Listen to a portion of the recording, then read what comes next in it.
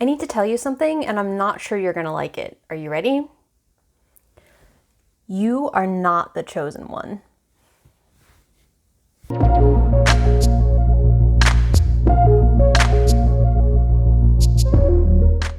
Hi there, my name is Katie Morgan. I am an indie fantasy author and fiction editor, and welcome to Conversations with the Void, the series where instead of shouting into the void, we attempt to have a conversation with it. So in other words, we're going to be talking about the ups and downs of the creative process while trying to remember that we're not actually doing it alone, even if it sometimes feels like we are. We're going to be doing two things today. One is talking about what it means to be chosen and what we should or shouldn't be doing about that. And two,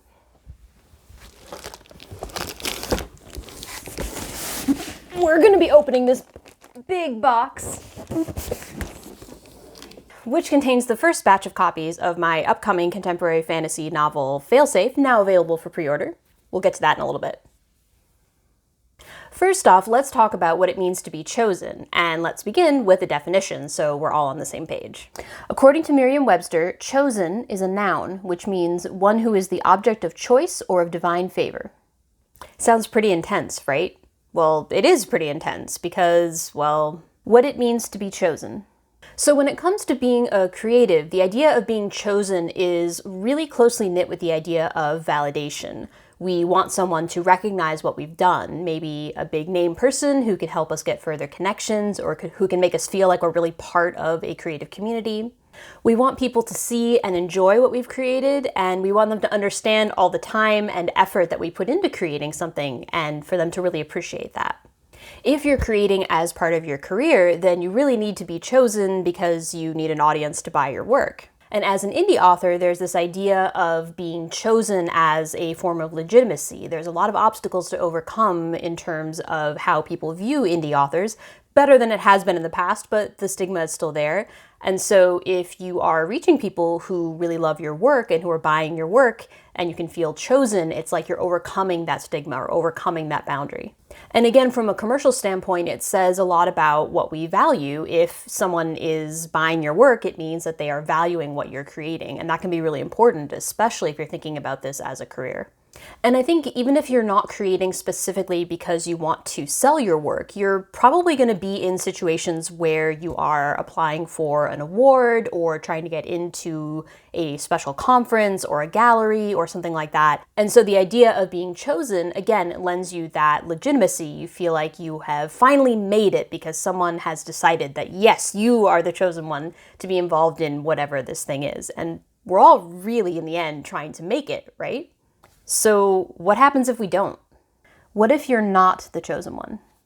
So leaving aside the whole argument about participation trophies and all that stuff, I think we all basically know that not everyone wins in a contest. But the problem is that we also assign a value judgment on the losers. Like maybe if you don't win this particular contest, then you should give up on your art altogether. And the difficulty here is that you're letting someone else decide the value of your work. And I guess the question becomes, is winning the contest the only sign of value for your work? Is being able to sell 1 million copies the only sign of the value of your work? Because there's always the possibility that it's a marketing issue, right? That there's nothing wrong with the product, but it's not hitting the right people. There's also, as you might expect, a big psychological burden that comes along with all of this. So I've definitely been in situations where I have applied for an award or a contest and not been chosen.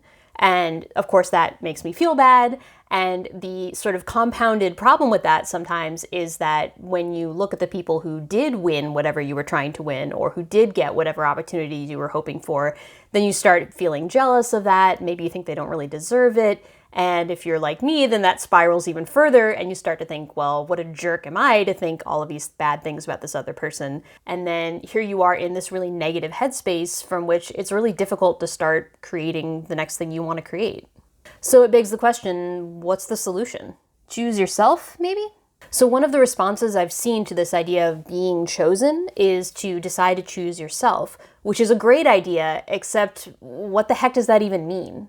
So to me, it means asking yourself a couple of questions and then sitting for a while with the answers. So why do you create art? What makes you really excited about creating art to the point where you would keep creating regardless of any kind of outside influence? For me, I might say, I really enjoy writing dialogue that makes me laugh, or I really like shipping my characters, or I really like creating playlists or mood boards. These are the kind of things that I would enjoy creating regardless of whether anyone else ever saw them. Another question to ask would be, how can you share your art?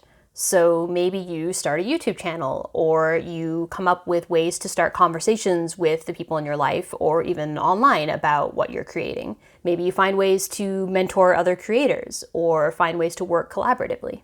Another important question is, what does success look like to you? Now, I'm not saying you should never want to be chosen for a job or an award or a contest or something like that, but what other things would count as success for you? Maybe it's finishing a project you've been working on for a really long time, or maybe it's finding an interesting way to address a theme in your work, or finding just the right combination of colors or chords, or maybe it's just delighting yourself with your work. Because I think the important thing is not that having other people choose you for things is bad and that you should never try to strive for that, but that there are other ways that you can see yourself as being chosen by you. And that has to do with how you feel about your work and how you are creating and why you're creating. One of the big problems with the idea of being chosen is that it kind of makes you exist in this world where there are gatekeepers and someone else has to decide that something is good enough. And again, I don't think there's anything wrong with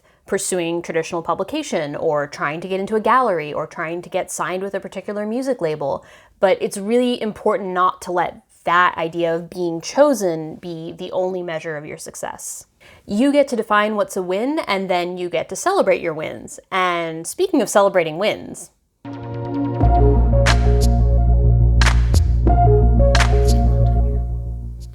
is it just me, or are unboxings really weird? Like, why do I care about watching a random person open a box of stuff? But I think this really is important because we were just talking about successes and celebrating your success and what does it mean to you to be chosen. And this is it for me, being able to open a box and find my books in it. So let's see what it looks like. Possibly. Can you see what I'm doing? Okay.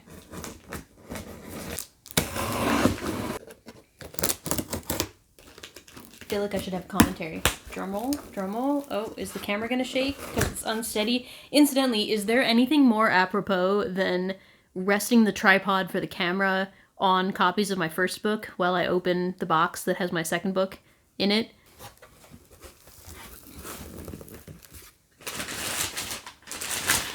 Here we go! Ta! Ooh!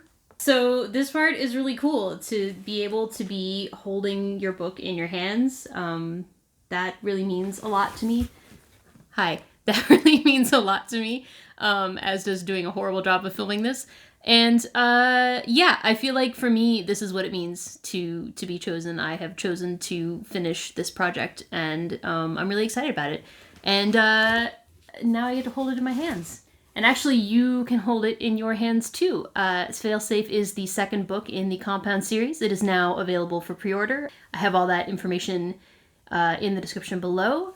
And if you are curious to start at the beginning of the series, the first book is called Dark Empathy, and that is also available. I'll have info below as well.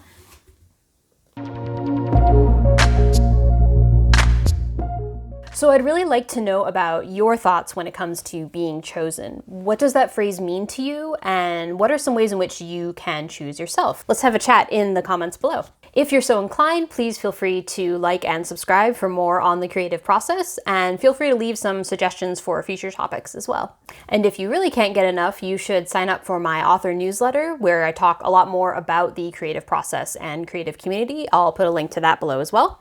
That's it for this episode of Conversations with the Void. Thanks so much for watching, and I'll see you in the next video.